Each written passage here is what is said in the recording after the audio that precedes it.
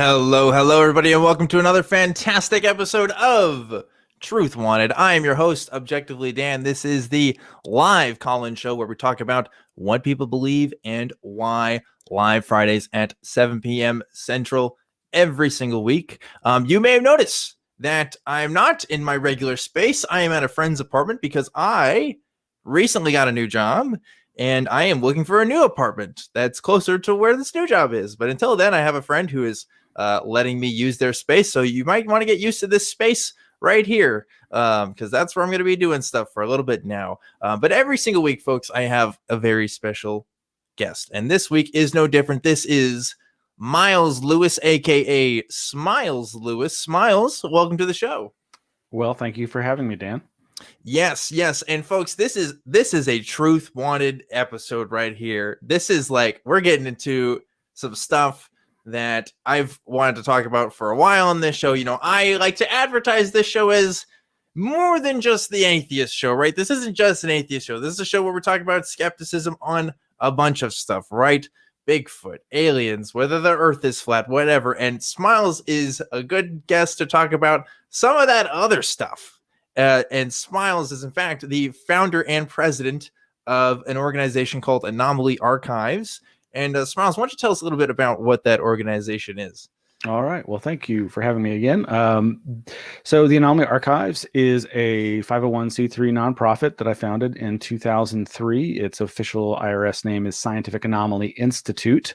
Our main mission and goals are preservation of anomalous materials as well as public education. So the preservation aspect of that is that we have an archive, an ever-growing archive of books and materials on these subjects of the anomalous, whether it be the nature of human consciousness, parapsychology, other quote-unquote paranormal phenomena, ESP, psychic phenomena, or psychic remote viewing, all the way to out-of-body experiences and meditation and biofeedback, as well as the aforementioned cryptozoological critters, Bigfoot, Loch Ness Monster, and the host of other things. And, of course, the more mundane, like the ivory bill woodpecker, the coelacanth, and things that are presumed extinct or presumed never to have existed.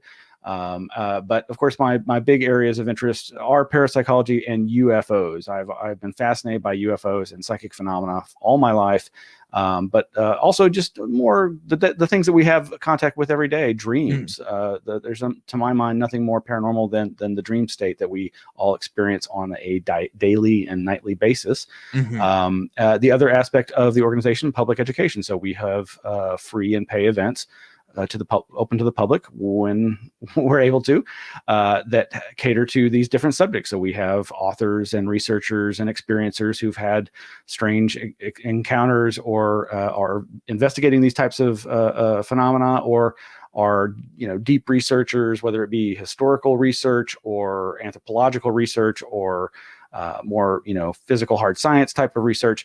We try to have speakers on all these different subjects. And so I founded it in 2003 with the first donated collection of about 1,000 books that was from my own collection, as well as the collection of another local Austin seeker who was the publisher of a zine called Crash Collusion. He was a really wonderful guy named Wes Nations, who went on to other fields of interest and then the great beyond. But with the first founding 1,000 books, we've grown to over 7,000 books now, and thousands of periodicals dealing with these subject matters, but not just like popular literature, but also the research materials of actual researchers or experiencers. So, for example, we have some of the papers and research materials of people who investigated Roswell and psychic remote viewing, as well as who used to edit journals such as the MUFON UFO Journal, what used to be the largest civilian UFO research organization in the world, MUFON, MUFON, not MOOFON, Mutual UFO Network, which used to be headquartered right here in Seguin, Texas. I'm here in Austin, but here in Texas, and that's the main overview, but there's a lot more. We've got a lot of strange, weird paracultural artifacts. People know that I'm interested in these subjects, so they're endlessly giving me little trinkets that are, Bigfoot figurines or alien figurines. I don't ask for this stuff, but they just give it to It me. just comes. Yeah, No, and that's so great. When we first started talking a couple months ago, and of course, because of the pandemic and stuff, we haven't been able to make anything happen in person, but I want to come see this archive in person. I'll be honest. I want to see all of what you got, because you talked about some of the materials in there that are, I mean, you just gave a brief overview, but in our other conversations, you've mentioned some stuff that's just, I don't know, like I kind of want to see for myself. Obviously, you have a lot of literature published from people from, let's say, various levels of credibility, right? yes, I mean, like yes. you kind of got it all, and Yeah. and that's what it's been interesting to talk with you, because I see yourself, and correct me if I'm wrong, but you're running this archive. You yourself don't necessarily believe in every single thing that goes in that archive, or think that it's valid, but you think it's fascinating enough, or at least it just weird enough to that it goes in that collection, right? Yeah. No, actually, I do Yeah. believe everything, even the Oh man. contradictory theories. In one paradigm, reality or another, I believe I all guess these things. so. Right. But yeah, no, I should say the views expressed by this guy here do not necessarily reflect that Yeah. of the organization, though I will occasionally speak on behalf of the organization. And as such, yes, we do not espouse any particular belief about these phenomena. We think that the people can make their own decisions and conclusions, and so our public education efforts are just more in line with, here's what this person's research has led them to believe. And here are all these interesting areas of exploration that you can do, and you can come to your own conclusion. I am interested in having some subject matter experts, these different researchers give their feelings of what they believe is the truth on these different subjects, and we do that in the form of having these events. But yeah, I've grown to be very much more skeptical of these various phenomena over the years. I grew up firmly believing in the existence of extraterrestrials, all the classic UFO contact cases and abduction cases and government cover-ups, or as I like to say, crash saucers and pickled aliens, the whole Roswell thing. I totally used to believe in that wholeheartedly. I do not think that is the most likely explanation at this point for that particular subject, as far as the what happened in Roswell in 1947. But like most of these areas, I think one can really you can find a hypothesis that fits most of the data, but not all of the data. Sure. And that's why I tend towards I would say multiplicity of interpretations. Looking at everything from through different lenses to try to come up with the different possibilities. It's been a long, strange journey, as they say. Yeah, for sure. When I was a kid, I used to watch all the garbage that they put on the History Channel when it came to all the UFO stuff and the Bigfoot stuff and the ghost stuff. I don't know if I ever fully believed it, but I was definitely more like, oh man, but what if, now, especially since doing a show like this one, it's like, man, I hear all kinds of stuff, and I just tend to have that naturalist view for pretty much anything that I hear. And it's not that I ever have a perfect explanation for everything that I ever come across, but more often than not, it seems that something that can be explained through naturalist causes seems to be the most probable to me. So is there anything, I mean, do you feel the same way with a lot of the stuff you encounter? Do you think that there's something beyond what we can immediately observe? I do. And I would say, I do not, I in elementary school was probably the earliest I ever actually touted myself as an atheist, and I quickly learned that you don't do that in public school. Sure. You're gonna get bullied more than you might already for every other reason that bullying happens in schools. And so, and over time, though, as I realized that I had more of I would say an animistic appreciation of the nature of reality. And so I've the more one explores these phenomena, you either end up locked into a belief system that really blinds you from any other possibilities, and it just becomes a kind of a self-fulfilling prophecy, or you keep your mind open. And I really think that's the important thing, though, as others have said, not so open that your brains fall out. Sure. But I think there's plenty of things that I believe, and that's why I'm really interested to be on your show, because I think it's important to explore why we believe these things. And I will fully admit that I cannot support scientifically and rationally every belief that I have, but I would say, like, just as a broad brush approach to this, when it comes to like UFOs, I believe that there is a preponderance of evidence that humans have been engaging with something that seems like a quote unquote alien other.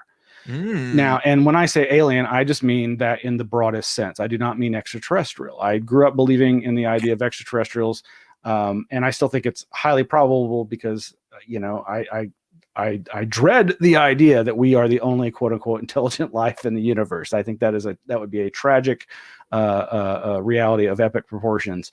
But I do suspect that there's something at the heart of the UFO phenomena that either is. There's a whole range, and I won't go into them now, but there's a whole range of possibilities that I think are much more interesting and probable than simple extraterrestrials or interdimensionals, as is popular now. Whereas with things like cryptozoological critters, cryptids, as they're called for shorthand, Bigfoot. I've been on explorations in East Texas. I've looked for these things, had some weird experiences out there.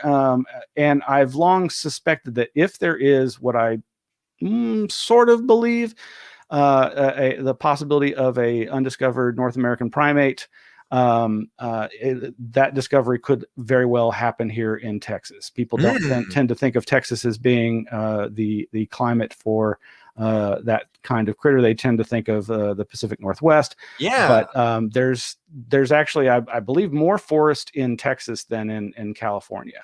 But that's a whole other area. And there's definitely obvious reasons to not think that that's likely or possible.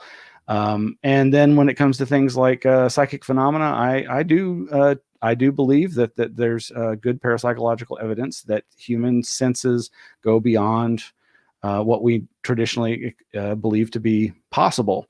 But yeah, those are each different avenues that you may want to go down. Yeah. So this is what happens when I do this show, Smiles. It's like I'm playing an RPG sometimes with guests and callers, where I'm given a bunch of choices, and it's like I can only really focus my efforts on one of these things. And you just gave me three very this is like Bulbasaur, Charmander, Squirtle right now. This is the big three. I don't even know which one to start with.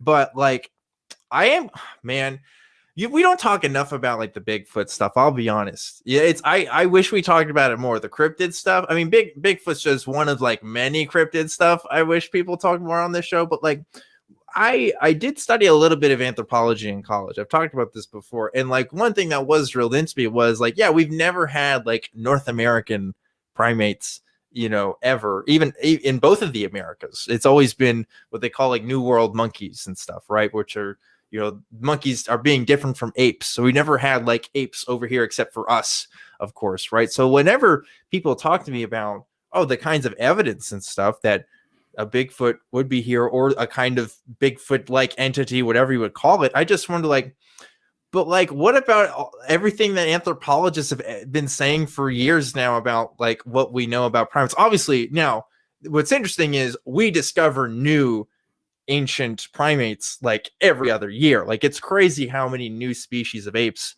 we've discovered just in the past decade. It's really quite interesting. But that they've all been over in Africa and Europe and all these other places. We never seen it over here. So I do wonder. I do wonder what people mean when they say that. Yeah. And, when I say I believe these things, again, it's not something that really affects my everyday life. It's not like I'm going to, go picket the Capitol building to demand, that whatever it is that people are seeing be classified as an endangered species. Though I've met people that's kind of their hope that they're like, well, they believe it's real, either through their own experiences or their research into these subject areas. But it's I'm pretty open about this. It's not something that's going to, destroy my life. And I will freely admit that all of these things are mysteries, and everybody loves a mystery. And, Sure.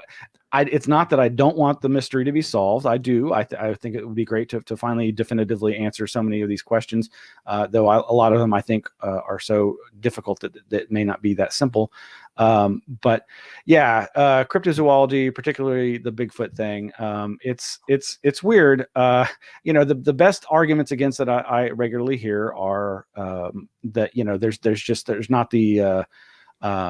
there's not enough biodiversity to support a population of any significant size, and that has a lot of merit. And then where's the bodies? Where are the bodies? But Sure. as one of our former board members was very active in one of the couple of different active groups here in Texas, there used to be like 2 or 3 different Texas Bigfoot conferences on a yearly basis, and one was the oh man, hold on, I gotta sign up for this. When is this happening? I guess COVID, not right now. Well, I gotta no, go. actually they held it last year Truth in Wanted Live Jefferson. Bigfoot Conference 2022, baby. You should go. I'm telling you. I'm down. I might have the biggest feet there. I'm a pretty big guy. I don't know. We'll see. There's a couple of different ones. One of them was organized. That's no longer being run by Chester Moore Jr. out in East Texas. He lives in the Orange, Texas area. He is an outdoorsman. He is a wildlife and nature enthusiast. He writes for like Fish and Game and magazines like that. He's lived his life in the Big Thicket out in East Texas, which is the Piney Woods, this incredibly amazing. I mean, if people have never been out to East Texas and gone deep into this, you can't understand just how slight tangent here. Texas has some of the craziest diversity of, I think people see in the movies, I don't know what they think when they think of Texas. Maybe they either think of plains, or there's a bunch of old cowboy movies that say that they're in Texas, but they're like have mountains and stuff. We don't really have all that, but we do have mountains. We got plains, we got forests, we got deserts, all kinds of stuff. In East Texas, I kind of like, now that I'm thinking about it, I kind of agree with you. If there's a Bigfoot in the US, it kind of would be in East Texas. Like they got some weird stuff out there. There's some nasty looking people that you might mix up with Bigfoot too. I don't want to disparage our East Texan brothers and sisters and non-binaries, but yeah, you really have to go out there and experience this. In 2005, the Anomaly Archives had our I guess it was our second big event, or first big event. It was actually sponsored by a now deceased Bigfoot researcher named Rob Riggs. He sponsored our event, and it was called the Texas Ghost Lights Mini Conference.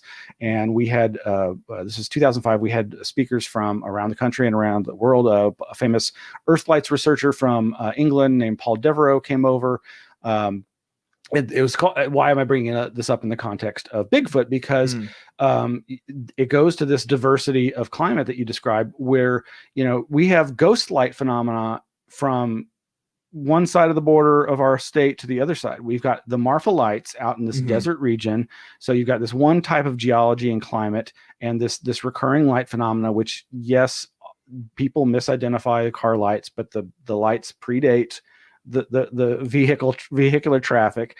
And then in East Texas, you've got the Ghost Road, Bragg Road, this long straight track, which is common feature, I think, in some of these cases, which again gives you the sense of like, okay, it's a long straight road with humps, and so like car lights are going to disappear and appear and reappear. Sure.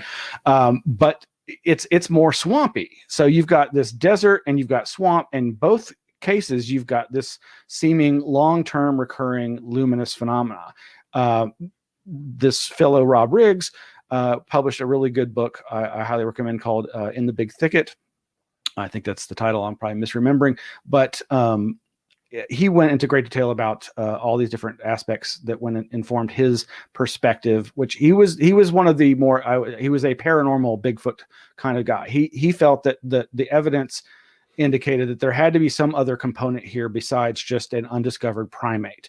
And so he would go out in the field and he would do his own investigations. He had his own experiences, and he would interview all these other outdoorsmen and people who'd had encounters with Bigfoot.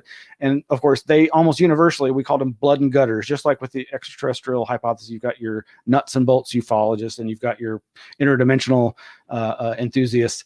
There's the people who are like, no, it's a blood and gut, it's a physical creature, and don't talk to me about paranormal weird stuff. But then if you kind of just keep being friends with them and get maybe a drink in them, they'll open up about some weird stuff. Spiritual Bigfoot smiles. Is that what you're telling me? There are some very metaphysically oriented, spiritually oriented Bigfoot. Metaphysical Bigfoot smiles. Yeah. Metaphysical Bigfoot is my new Xbox Live gamer tag. Smiles? That's so good. So I love it. So Rob helped organize this great event. We had a number of different people. We had actually part of the Anomaly Archives collection is the donated books from this researcher out in West Texas, and I'm blanking on his name right now. James Bunnell, Bunnell, I think. James Bunnell. He set up a number of sensor and camera installations out in the Marfa area to try to record the Marfa lights. He came to a conclusion that more or less it's some kind of natural phenomena. That's obviously one of the main hypotheses. But he spoke at the conference. We had famous UFO paranormal writer Nick Redfern, who lives up in Arlington. He's a Brit who just turns out great books on all these different subjects. He's a journalist. He doesn't necessarily subscribe to any of these hypotheses. He just writes the books, does great stuff. And then, like I said, Paul Devereaux came over, and Rob, who organized it, also gave a presentation. And then afterwards, this all was on my birthday weekend, and we went out to East Texas and went out into the big thicket, and somewhere out there's footage of me communing with a light down the road that I'm sure I look like a complete idiot because I was like, I don't know what I mean. I was like, oh, this is really weird. And then I was like, no, it's car lights. And then I'm like, no, this is really weird.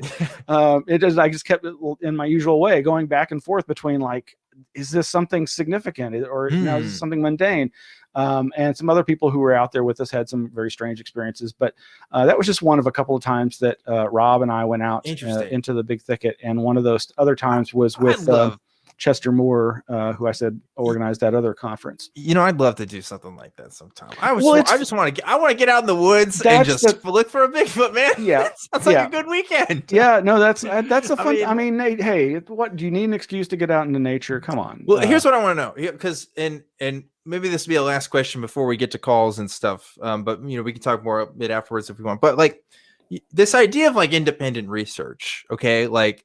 I struggle with this because I think people doing their own research on stuff is kind of how we have a lot of real problems in our society right now when it comes to like misinformation about the virus and the vaccines, and just like election fraud, conspiracy stuff, like all kinds of stuff that I think is really harmful to us as a society. And of course, but when you look at like the history of science, it used to be like a bunch of smart dudes in small locales, not necessarily universities, although that was around in different contexts. Like a lot of just dudes doing their own independent research gave us a lot of the stuff we have today. But of course, now we also have those institutional resources to do those kind of research, private organizations doing that kind of research. And then, over here you have people doing the independent stuff. And I tell you, Smiles, as a guy who has an email that says truth@atheist-community.org. Okay. I get emails of people's research. Okay. And I'm using research in quotes because it's some guy's blog that they wrote about how light isn't actually real or something, like, or somehow we can understand the universe through complicated geometry. Okay. It's like that kind of stuff. And like, that doesn't impress me. I'll be honest. That doesn't do a whole lot for me.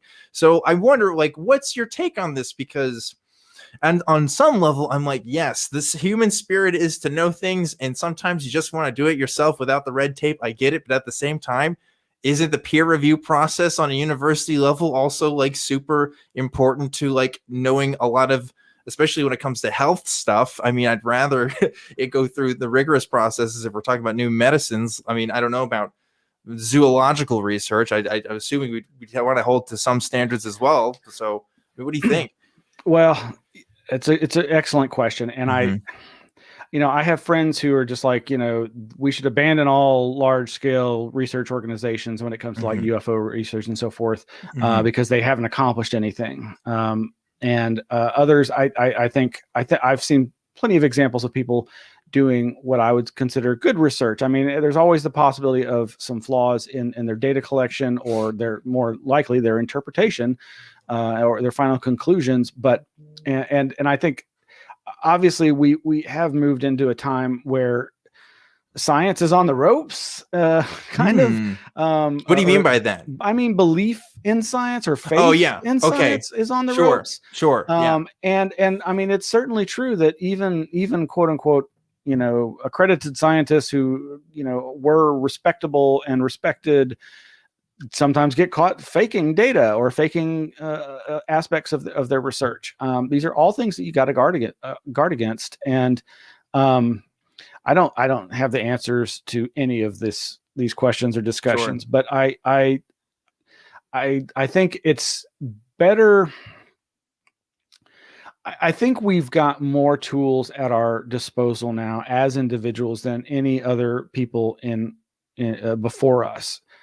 However, it is increasingly difficult to navigate all the wealth of information and weed wheat from chaff, and that misinformation and disinformation, because there is active disinfo campaigns going on. Some are just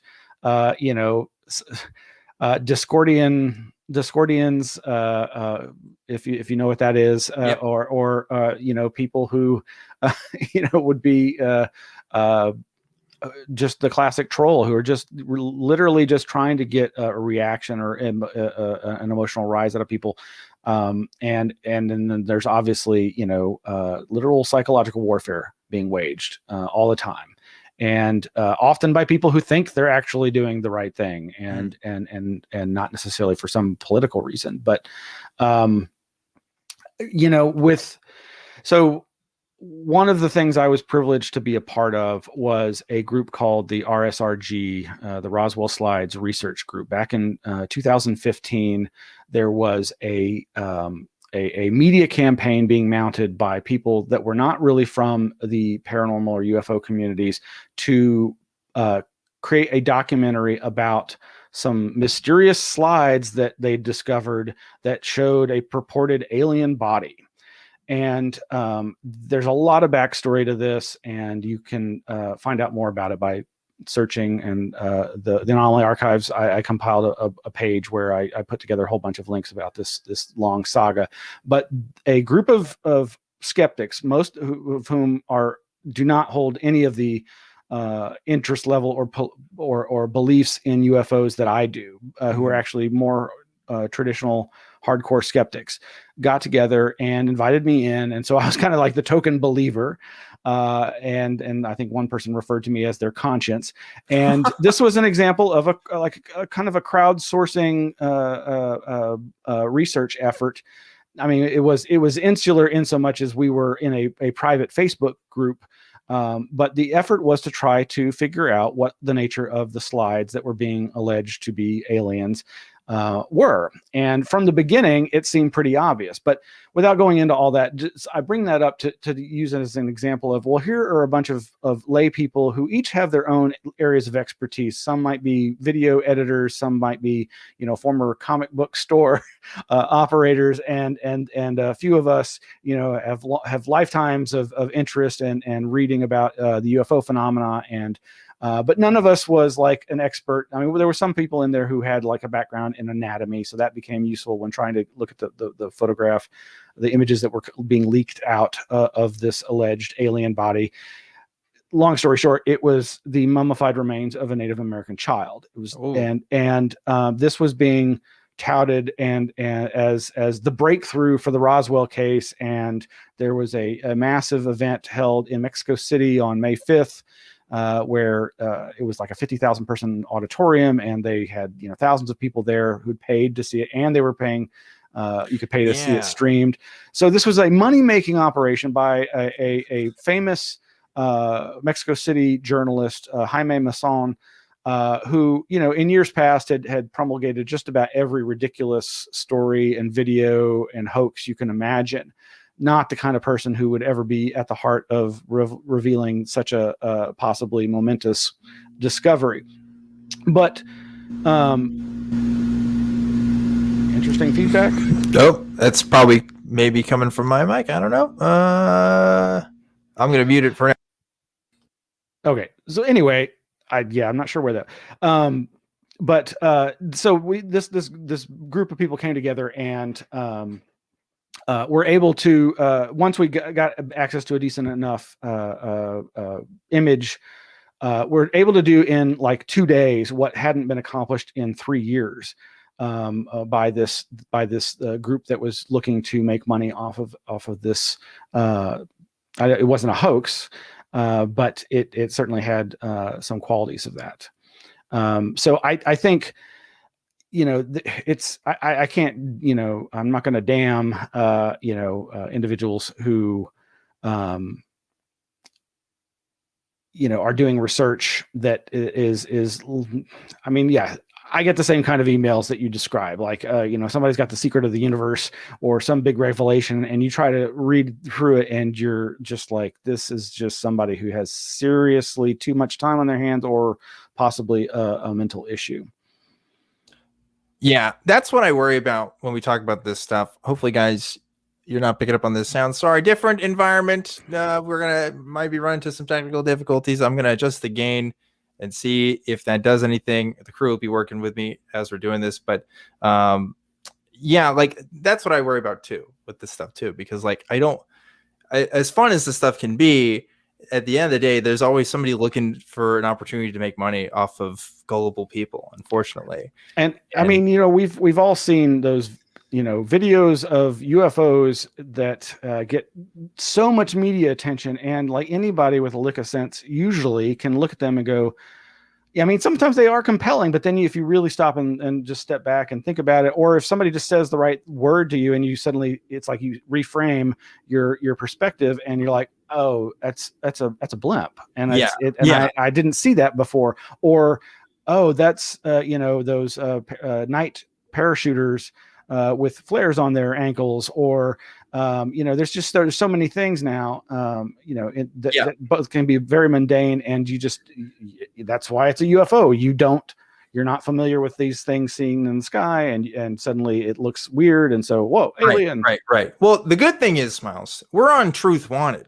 We want to know the truth, and we want to know what you guys think is true. So we got to get to some calls right about now. But before we do that, we should thank our patron of the week. Folks, last week I told you, hey, we ran out of people to talk about for patron of the week, and some of you guys donated. So we have more patrons to shout out. So thank you guys for doing that. We could definitely use more, though.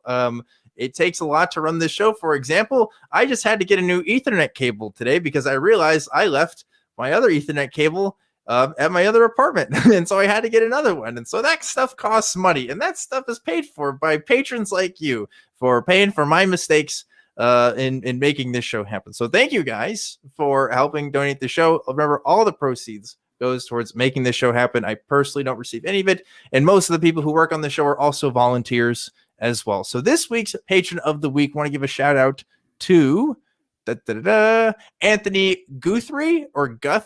Not sure how to pronounce the name, but Anthony, thank you so much for donating. And again, folks, if you want to donate as well, you can do that on patreon.com/truthwanted. I really appreciate everybody that helps make this show happen. It's really fun doing this. Yeah, it's really fun talking to Smiles so far. And now you guys get to talk to Smiles and me, because we're going to get to some calls. You ready, Smiles? Oh, yeah.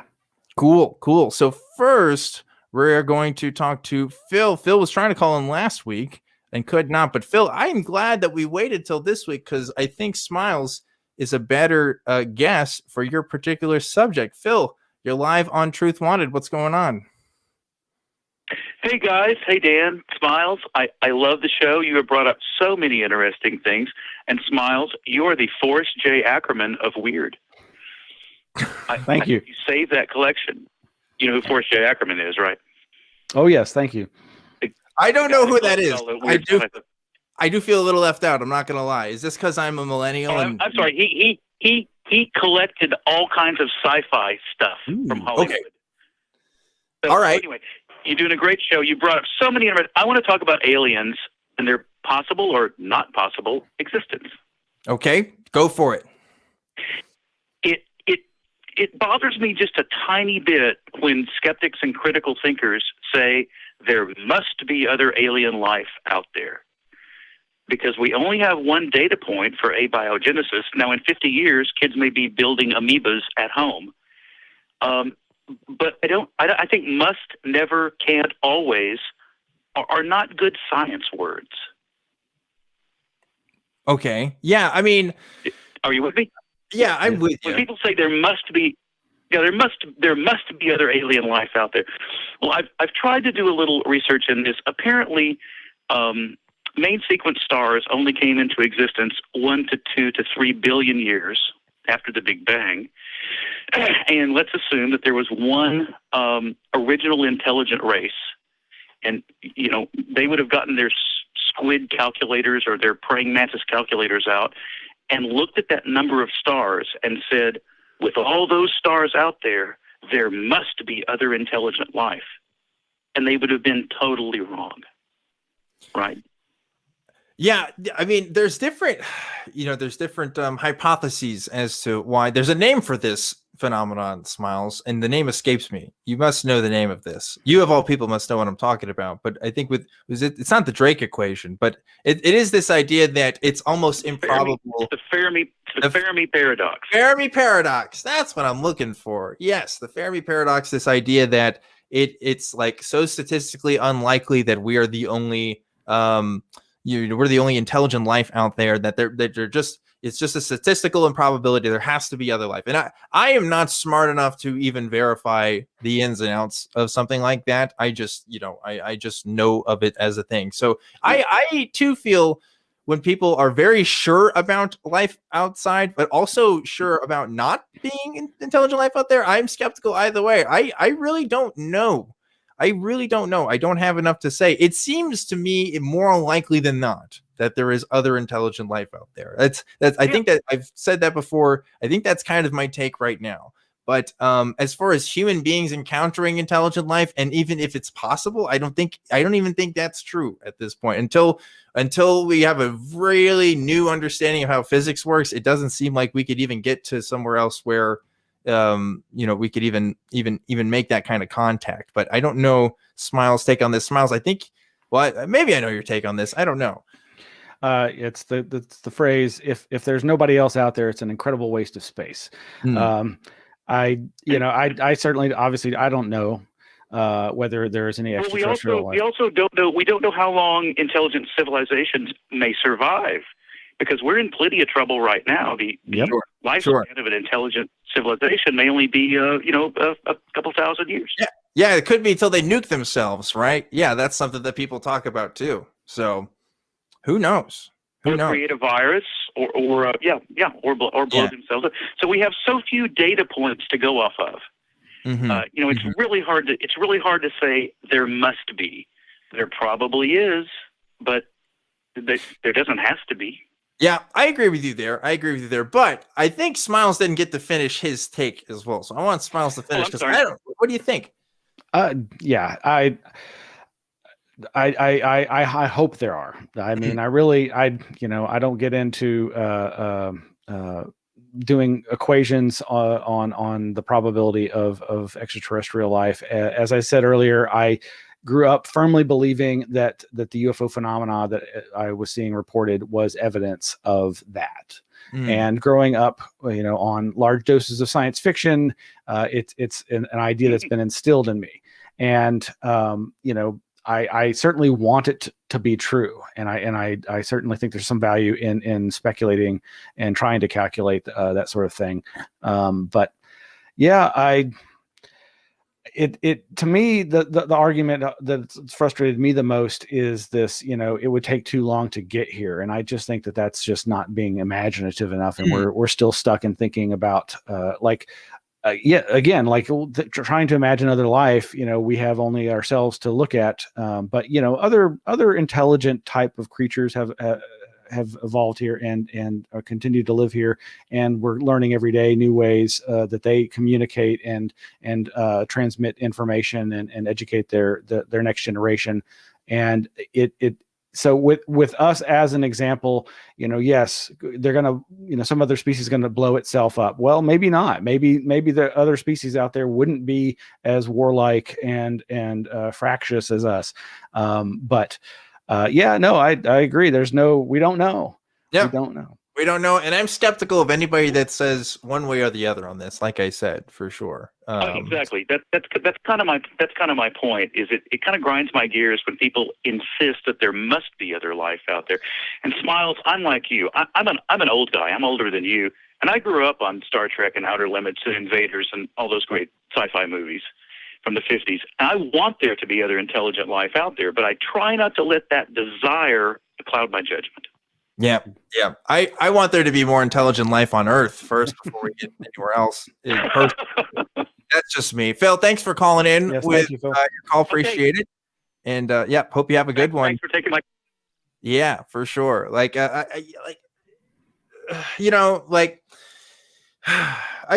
People have personal encounters that they can't explain, and I may have an explanation for them, but when you experience it yourself, it's kind of it's hard to be that person that doesn't believe them. But that's kind of where I'm at, as far as encountering intelligent life, right? Which I know wasn't quite the question, but it's I'm not at a point where I can believe anybody that says that they've met aliens at this point. Yeah, no, and that's something that I've had to deal with, being enmeshed in the UFO community, back. I got involved in the local Mutual UFO Network MUFON chapter here in Austin right out of high school. I started my first job at the city public library, and I was in charge of processing periodicals. And one of the periodicals that our local library subscribed to was the MUFON Journal, their monthly journal. And so and then as I'm looking, I'm like, wow, there's a local chapter here, and they have meetings. And the first meeting I went to happened to be at a Bill Miller barbecue. So we were talking about cattle mutilations in the middle of a barbecue restaurant. But around the same time, a few years later in 1992, was when a local experiencer founded an abductee support group. And because she had experiences, and she wanted to find other people who'd had experiences and talk about them. And this was at the beginnings of the height of the abduction mania of the 1990s, and on the heels of the two top best-selling books, Bud Hopkins' book and Whitley Strieber's books, and it was getting a lot of attention. And a lot of people were coming to these first meetings, but that was the uncomfortable thing for me as somebody who entertained a variety of interpretations for these experiences. And who am I to say what this person really experienced? Was listening to these experiences, and at some point I was asked to take on leadership of this organization, not because I'd had any experience, but because they respected my open-mindedness. Sure. And so what we were faced with is, I imagine it wasn't a big group either. I imagine. Well, maybe. Yeah, no.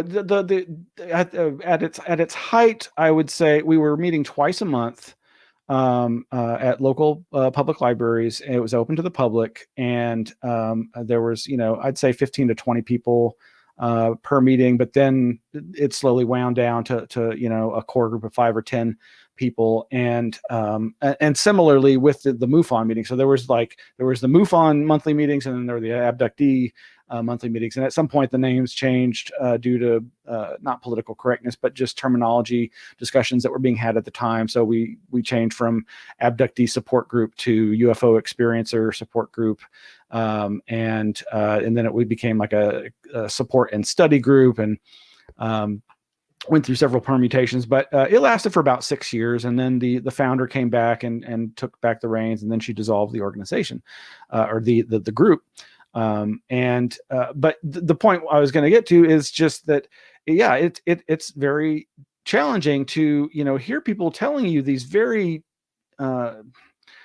deeply affecting experiences. It's just like somebody telling you, they saw God or an angel or a demon, and sometimes they weren't sure. Maybe that's what, and they would be like, I don't know what that is. I never like being that guy, even though it's like in my head, I am that guy. And sometimes I'm this guy, that guy on this show, but it's like, hey, like if you want to ask me what I think, that's what it is. But anyway, we got some other callers we got to get to. So let's go ahead and get to the next person here. I want to talk to Tom, who's calling in from Ohio. Hey, Tom, you're live on Truth Wanted. What's up?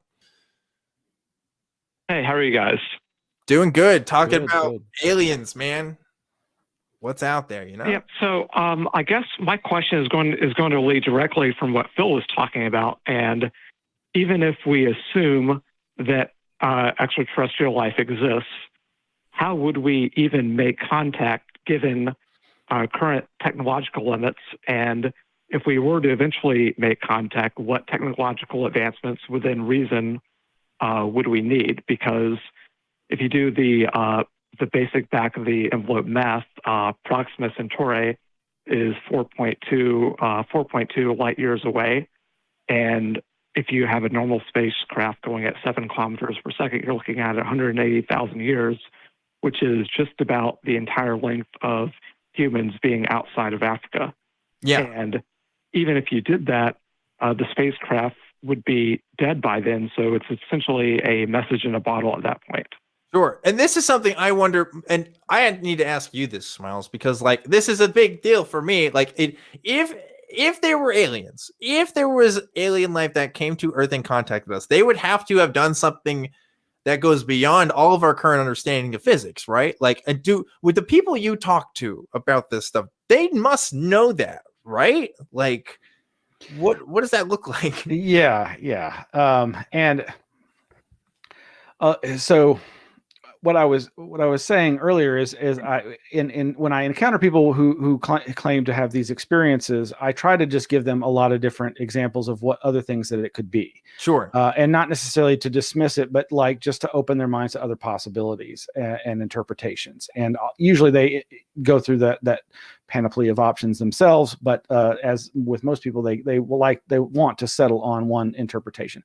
But that's been a lot. One of the arguments about like how can abduction reports or contactee reports in the UFO literature, how can these be actual evidence of extraterrestrial or some more advanced civilization, when usually they're just completely absurd? But then maybe the actions and behaviors of a more advanced civilization might appear absurd to us, or as magic in the classic highly advanced technology metaphor. But again, I think I said this earlier, with this idea of how long it takes to get there. I mean, I think that's just us stuck in our own ideas about our own technological limitations. And I would have to suspect that any civilization that's been around longer than us and survived longer than we have probably has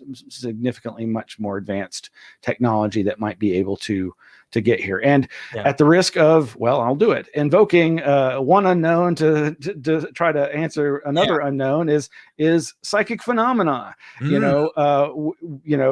These all the parapsychological literature that has to do with anomalous cognition and ESP and transfer of information through some other communications channel other than what we think of as traditional, that could enable faster than light travel, or at least rather.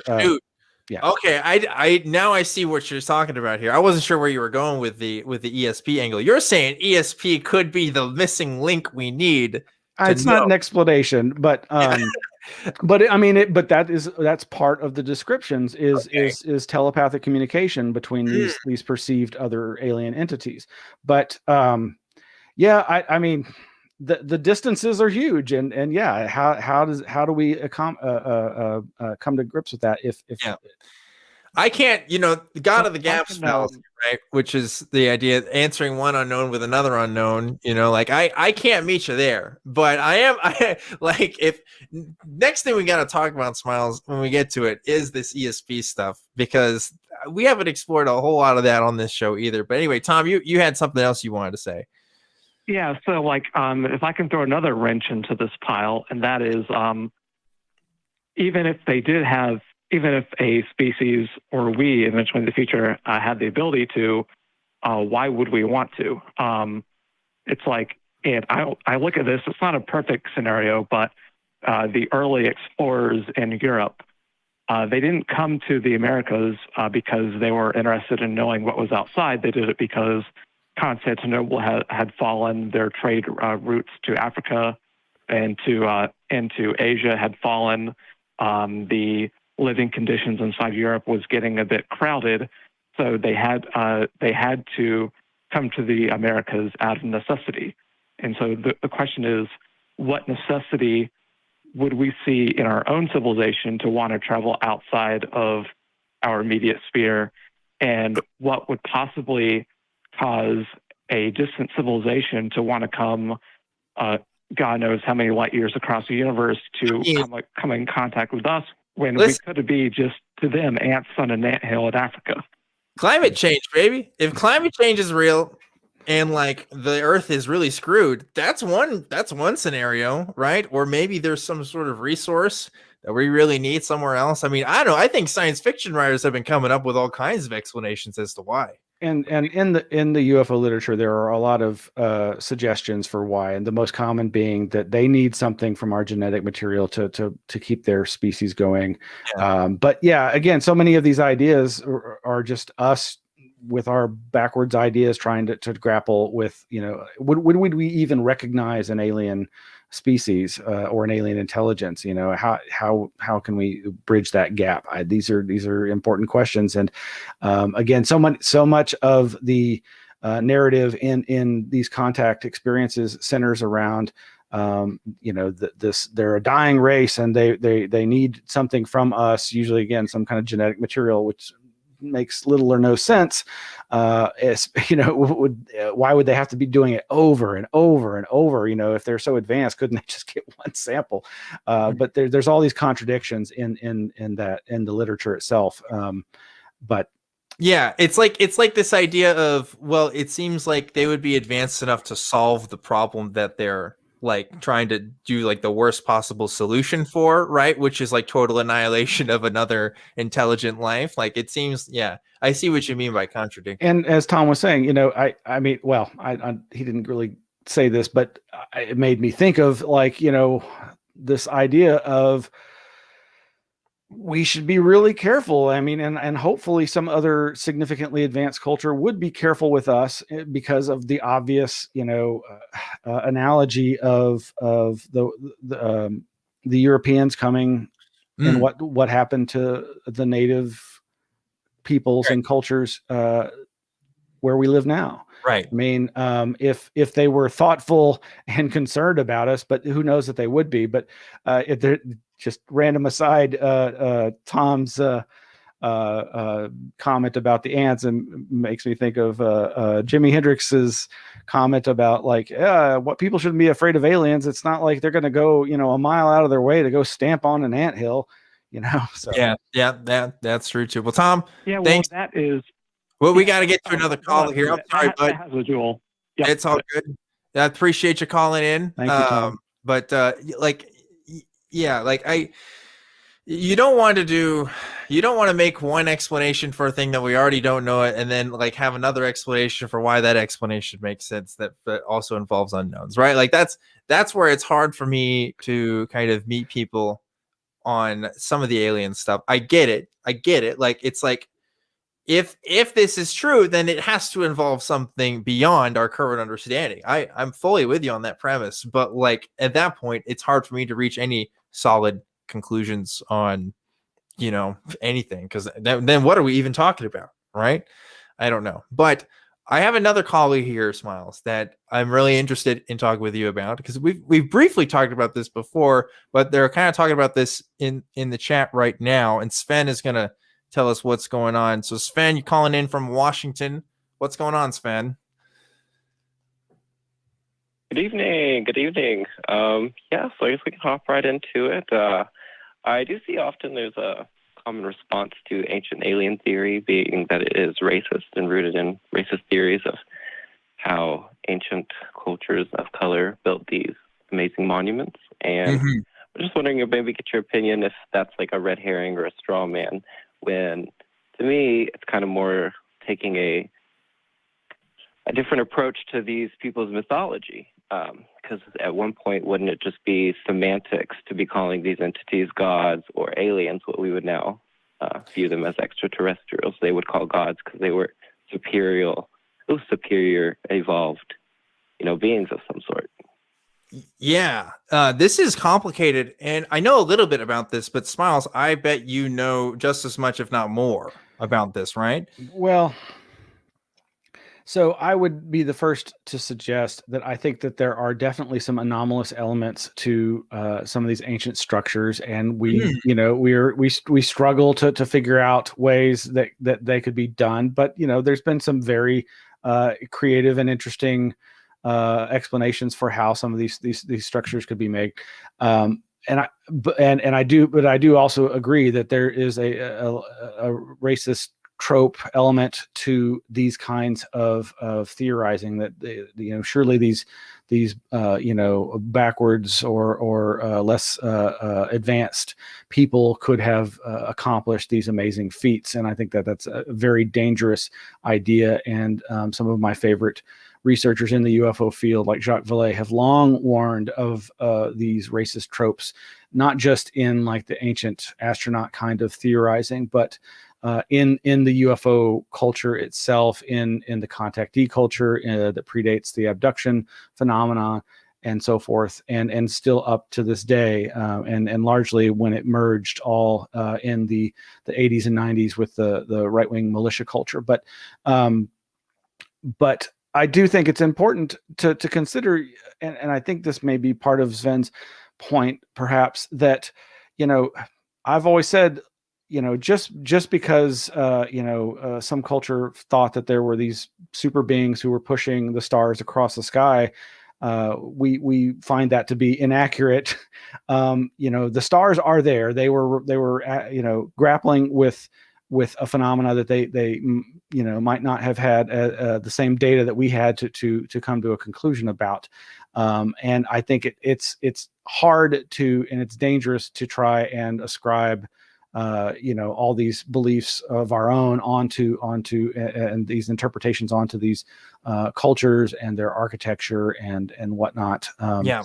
You see this over and over in these kind of cable TV shows and in the UFO community at large, of every disc-shaped or weird object in a painting is a alien spacecraft or is a UFO, when there very likely are some other interpretations of that make more sense in terms of the beliefs of the people of that time. There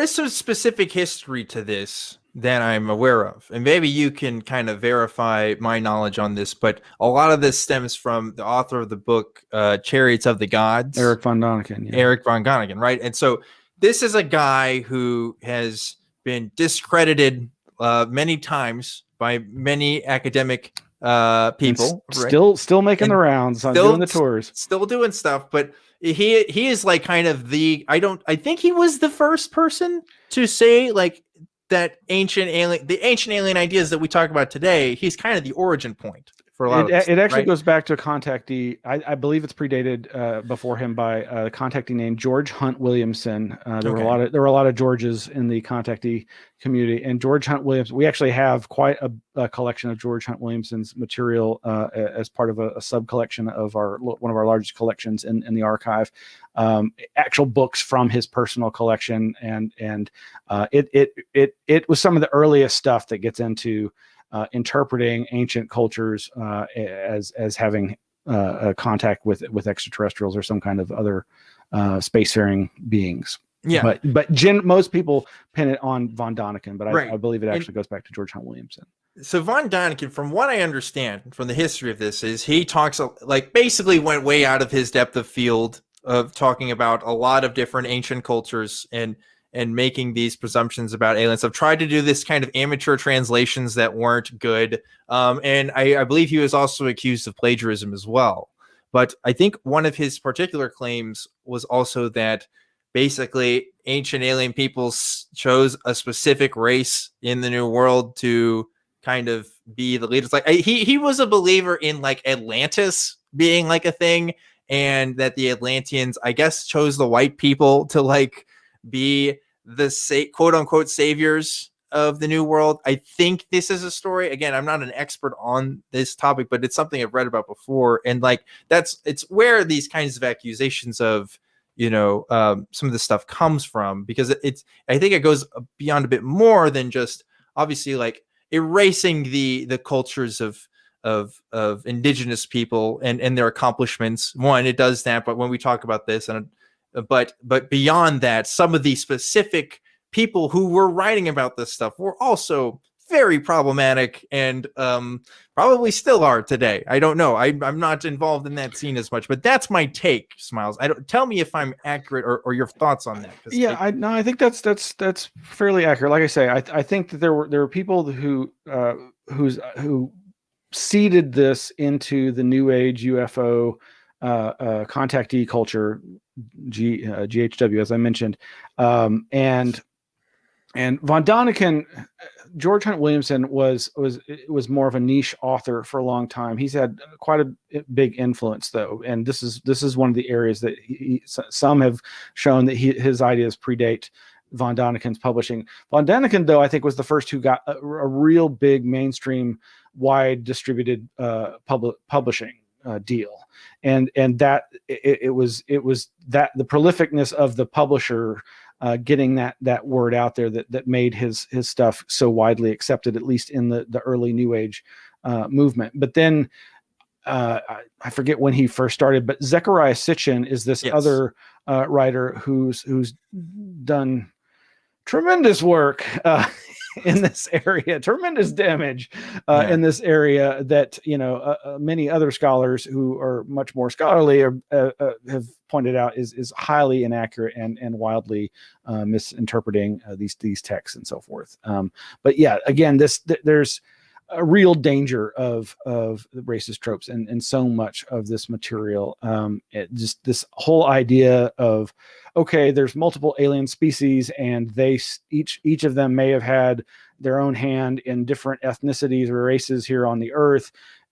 And you get into this whole idea of bloodlines, and you're just right back with the white supremacists and other racists who just are out there to denigrate whole other groups of people based on the stupidest of ideas. And it's unfortunate because like this isn't like a unique thing in history either. I think if you look at the history of Germany, especially during like World War II, there was some similar stuff going on as far as like research into the esoteric, research into the Aryans and stuff, where they got kind of these ideas about like the super race of people, kind of historical revisionism. Like historical revisionism happens all the time in all different kinds of places, and unfortunately I do think it does happen in these UFO research communities as well. That's not to say that people who are proponents of these ideas are necessarily racist, but it's important to understand the context in which a lot of these ideas first came up. And I think it's fair to say that ancient alien stuff,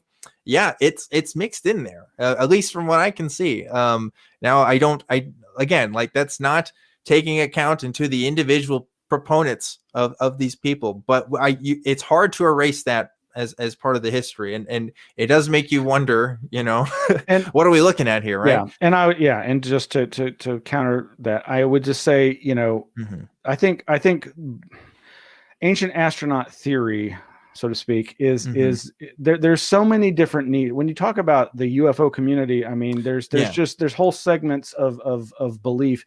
There are still hardcore UFO researchers who never adopted the belief that alien abduction has anything to do with UFO sightings. Sure. And similarly, they would retch or turn away from these ancient astronaut theories that center on ancient cultures not being able to accomplish these amazing architectural feats. And yeah, so there's a lot of diversity of belief in these different categories of stuff. Yeah. So. Yeah, for sure. So anyways, Sven, I think that's our takes. What do you think? Awesome. Yeah. I do have one pushback questioning if something you did was a fallacy. We could do it in Discord after show if you need to move on to other callers. Tell me what you think. Go ahead.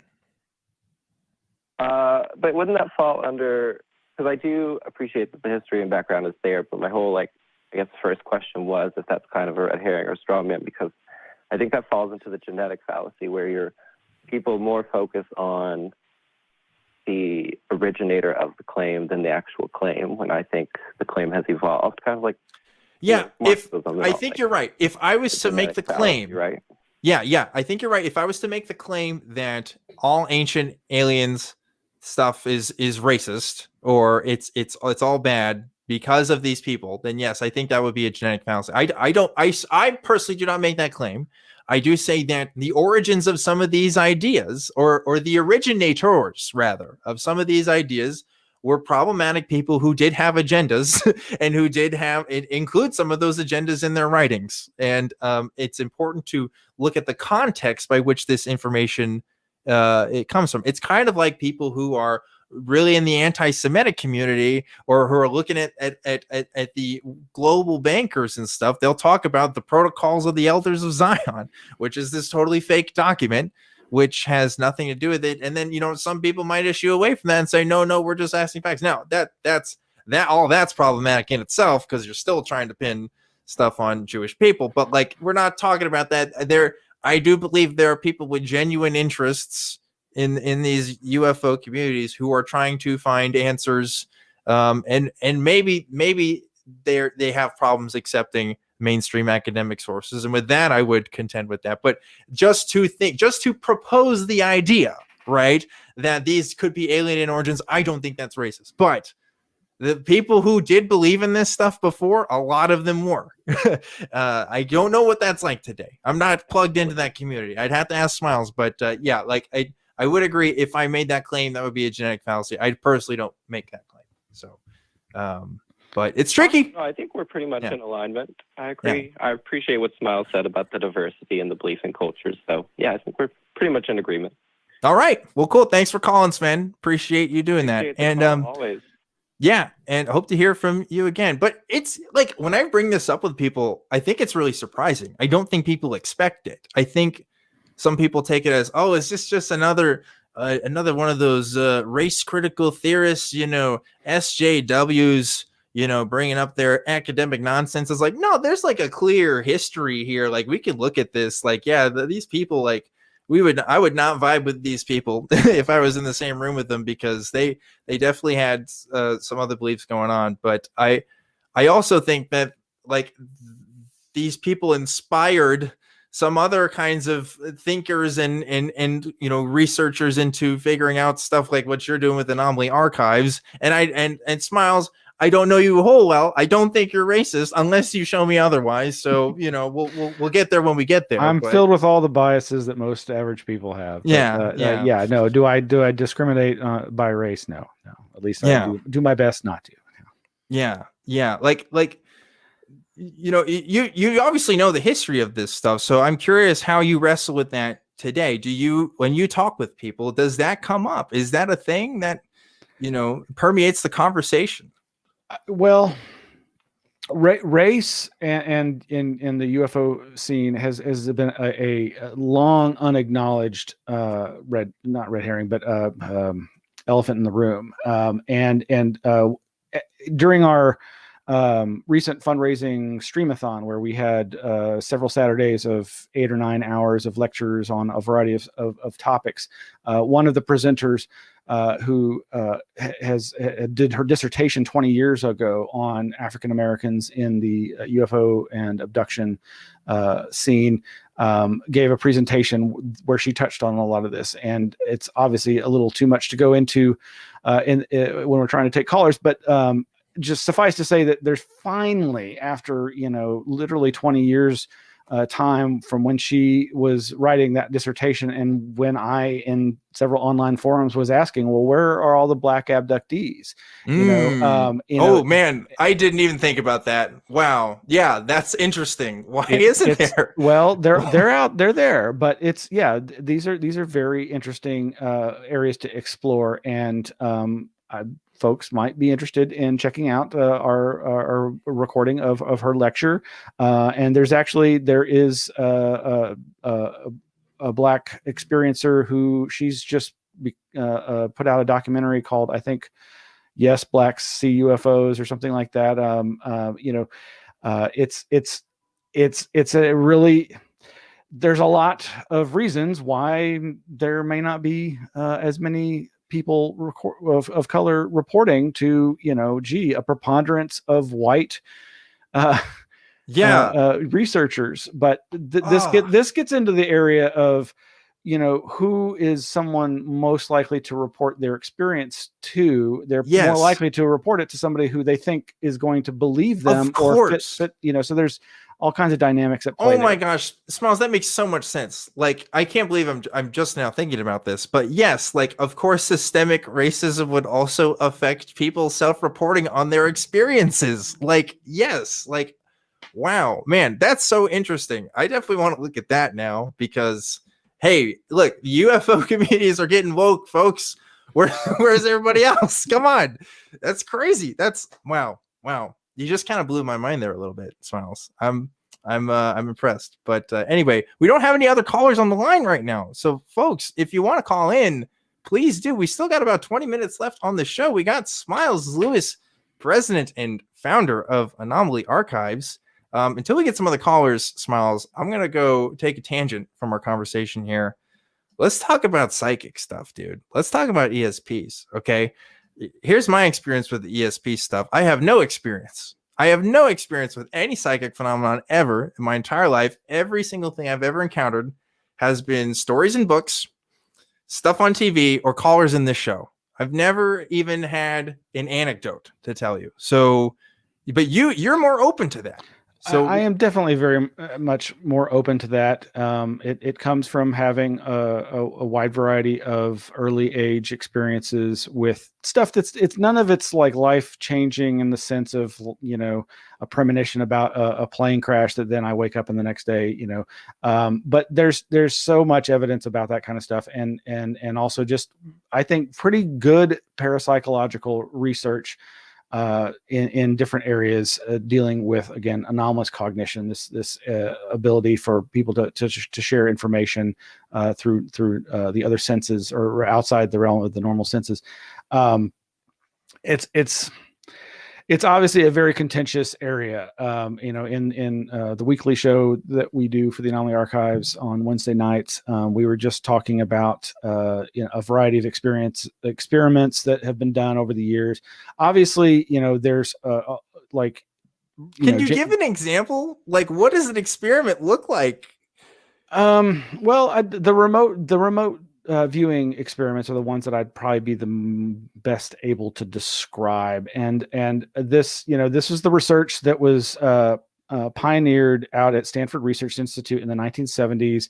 At the time, the researchers who were doing it, one of whom is here in Austin, Hal Plutoff, he and other researchers were doing these remote viewing experiments. And what remote viewing is the way they started was they would have somebody back at the lab in a relaxed state with another attendant with them, and they were considered the receiver, and they had another person who was considered the sender, and the sender would pick like an envelope, a randomly selected envelope with coordinates or an address, and they were to go there and experience the location and try to send their sense perceptions back to the person in the lab. And the person in the lab would then, at a predetermined time, write down their sense impressions or do some other kind of recording of their impressions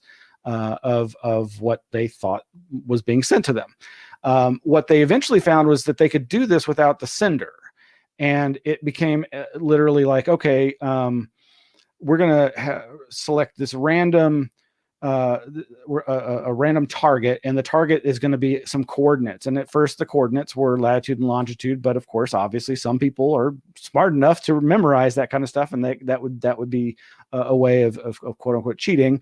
But so they started assigning just random numbers and letters as the coordinate target. So there's no way for this person to know what the target is. And in the best experiments, everybody who's conducting the experiment is blind to the other aspects. And so this random target is selected, and they try to sense the target, the location, or the object, or the person, or whatever the target is. And they describe through verbal verbalizations or drawings, or in some cases like actual like kinesthetic sculpting of material. And then of course, then it's a matter of, well, okay, the skeptics are going to say, that the descriptions, there's going to be just enough information in the description to meet any of the actual targets. And if I'm remembering correctly now, the process that developed was you would have somebody else that's blind to the experiment, like look at the pool of targets and look at the results of those actual experiments and try to match up, like, does any of this receiver's description match any of the targets? And seemingly more often than chance would predict, this third party was able to match those up. Okay. And I'm probably doing a terrible job of describing this, but so as it turns out, and the scientists Hal Puthoff and Russell Targ, they published their findings in a book called Mind Reach. I still highly recommend that book. It's from the 70s that talk about this basic process, the evolution of their experiments. Now, as a side note, this is also the group that had Uri Geller, the Israeli psychic, come over. Obviously, the spoon bending guy. The spoon bending guy. Yes. Yeah. So highly controversial, mostly regarded as a charlatan by skeptics. He came over and they did some experiments some of which seem pretty impressive. Others, it's like, well, he's obviously a charlatan some of the time. Anyway, okay. Meanwhile, there's the military intelligence was funding secret versions of the same project at the same time there, and used it operationally for the next 20 or 30 years until it was, I guess, until the 1990s when there's that movie about it. Yeah, really fun movie, right? Based on the book by Ron Johnson, who also infiltrated Bohemian Grove. So. Oh, we haven't talked about Bohemian Grove, actually. We should. Right, he was right there with Alex Jones. Yeah, that's right. Yeah, Alex Jones, his first big break was invading Bohemian Grove, I think back in like the 90s, right? And like, I think he did it just because like nobody just questioned the fact that he was there. He kind of just like walked in or something. Yeah, he and his ACTV assistant Mike Hansen, who actually has donated some of his stuff to the Anomaly archives. Mostly just religious and spiritual texts, which we have a lot of at the archives, kind of like the Free Thought Library. Yeah, there at the ACA. So. Yeah, where was I going with that? Ron Johnson was kind of goaded Alex into that expedition. But we've got about one more caller here. I think we'll have enough time for one. We got Keith calling in. Keith is calling in from ME. I always forget what the one for ME is. Maine? Minnesota or Maine. It's Maine. It's Maine. We talked about this. It's Maine. I should know all my state codes now. I've been doing this for too long, but I guess I don't get enough calls from Maine. Keith, what's going on? Well, I hate to disagree. I'm not in Maine. My phone number is the Maine phone number, and I'm actually in Florida. Okay. Well, yeah, that's right. You're in Florida. You got the Maine number. It's all good. We understand. But yeah, so with an actual expert on, or at least somebody who has researched the expert, I have to ask about my favorite cryptid. What is the most compelling evidence that we have for the Loch Ness Monster? Loch Ness Monster, baby. Smiles, give me the deets. Do we have the documents in the archives of the Loch Ness Monster? We have a lot of books on the Loch Ness Monster, but one of our recent presenters, Ken Gerard, is just released a book on Loch Ness. I think the latest attempt at evidence for that is some genetic evidence, and just like the attempt at getting genetic evidence for Bigfoot, it's rather contentious. This goes back to everything, all the things that I used to believe in as a child. Checking out all the Daniel Cohen children's paranormal cryptozoology books at my school library. Loch Ness Monster was one of my favorites, and the several photographs that have been touted as evidence over the years. Some sonar evidence. But mostly I'd say it like so much of this, it just comes down to the eyewitness testimony, which, that to me, I put a lot of stock in, but at the same time, I'm very well aware of how flawed eyewitness testimony can be. I mean, there's tons of examples of that, but Smiles, did you know this? I found this out like a couple months ago. The first sighting of Loch Ness Monster was like 1,000 years ago, and it was like a Catholic monk that said it. Did you know about this? I was aware that there was really old sightings, like there are of most of these things, I think. I just Googled it so I could confirm. Saint Columba. Some guy, there is a story when he's a saint. So the Catholic Church thinks this dude is all right, is the first guy to make the sighting for the Loch Ness Monster. Now, personally, my take, Loch Ness, I don't know, man. It does, like, it's a tiny amount of water, and that's a big animal. That doesn't seem to make a lot of sense to me. I mean, I know they've put freaking drones out there and all kinds of stuff. I feel like this is one where we kind of would have figured it out by now if it was true. I think it's one of those ones, right? Yeah. No, it's definitely sunk lower and lower in the loch for me in terms of the probability there. But I have fun entertaining in my own fantasy world. Some other explanations. I mean, hey, what did Aleister Crowley really have to do with the Loch Ness Monster? Think about that. I have no idea. But like, I gotta say, like, you could sell me on some cryptids. I think you could, well, at least make like a plausible case, maybe, because there is a lot of the natural world we don't know. Okay, I'll put it out there. But like, this is such a strictly defined geographic area with like very certain parameters on what this thing is. And like, I don't see it. I was a huge fan of the plesiosaur hypothesis until the plesiosaur thing. That was what I thought it was as a kid too. Again, there's that photograph that has what looks like a fin, right? I'm just like, oh wow. And then I want to believe that like dinosaurs are still around, just kind of like chilling. Like that would be a cool world to live in. I would like to see that. Maybe some island somewhere. I think there's still some speculation about the possibility of like some kind of large eel. Some other I don't know, man. Mistaken identity. At that point, I don't believe it. It's an eel, man. It's got to be a monster. It's got to be it's the thing with the head sticking out. Come on, eels don't do that. Right? I don't know, Dan. It always comes back to eel, though, doesn't it?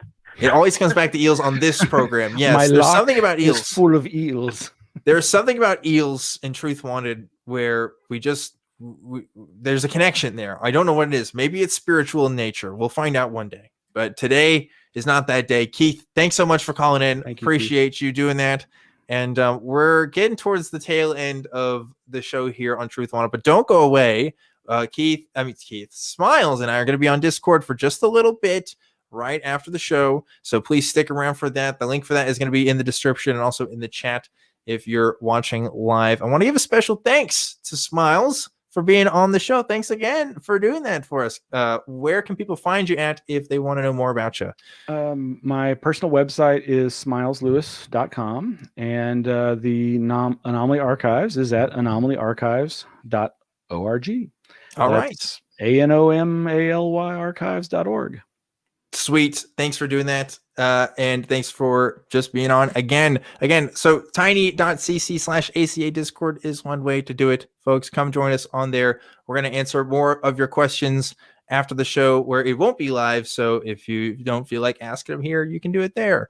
And folks, this is Truth Wanted. This is a live show. It happens every single week. Production of the Atheist Community of Austin.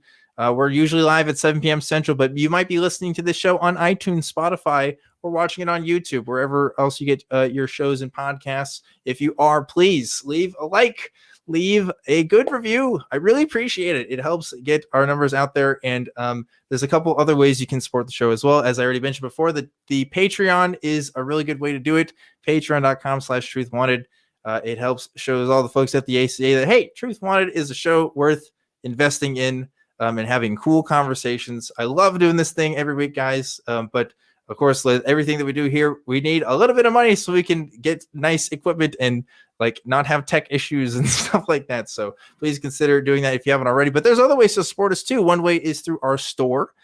So we have a store full of merch and all kinds of goodies. We got shirts, we got hoodies, we got stickers and mugs. So link for that is going to be in the description. There it is on screen there. And we got masks. I still got my Truth Wanted mask. I have yet to wear that mask on this show. I need to do that to show it off to you guys because I'm going to keep wearing masks at least, hopefully for a little bit. Hopefully by this time next year, we won't have to. We'll see.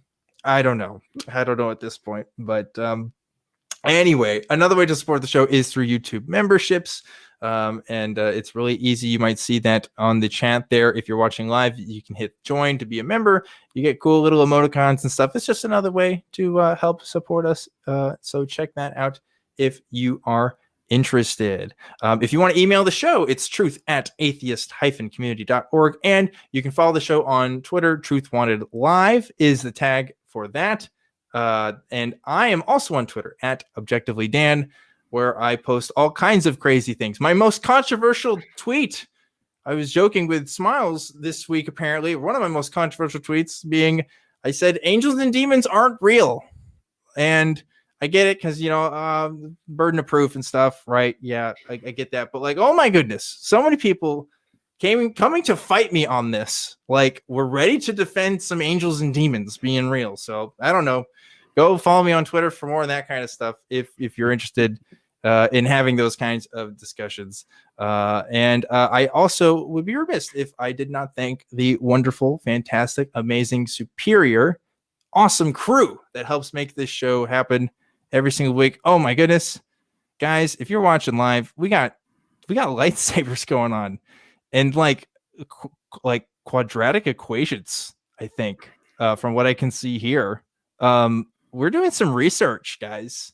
We're gonna figure out some stuff here on this show. This is the new universe. Welcome to Truth Wanted University. All right. This is the next stage in the show. Anyway, I almost forgot, but we also have a Facebook group that you should definitely check out as well if you haven't already. The Truth Wanted Facebook fan group. It's pretty cool. Posts go on there. And you can like my page, Objectively Dan, on Facebook too, if you're interested. But, that's another thing. Anyway, again, Smiles, thanks so much for being on the show. We're going to go on Discord in just a second. Smiles, any last words of wisdom, advice, messages you want to shout out to the world before we wrap things up for tonight? Belief is the enemy. Keep your mind open. And even if you don't believe in it, keep top eye open. Holy shit. I just did a loser. I'm stuck on belief is the enemy. That sounds really metal. Belief is the enemy. It's just Robert Anton Wilson. Oh, okay. Well, see, maybe you're more literate than I am then, because I didn't know that. But anyway, folks, thanks for watching Truth Wanted. Remember to always keep wanting the truth, and I'll see you next time.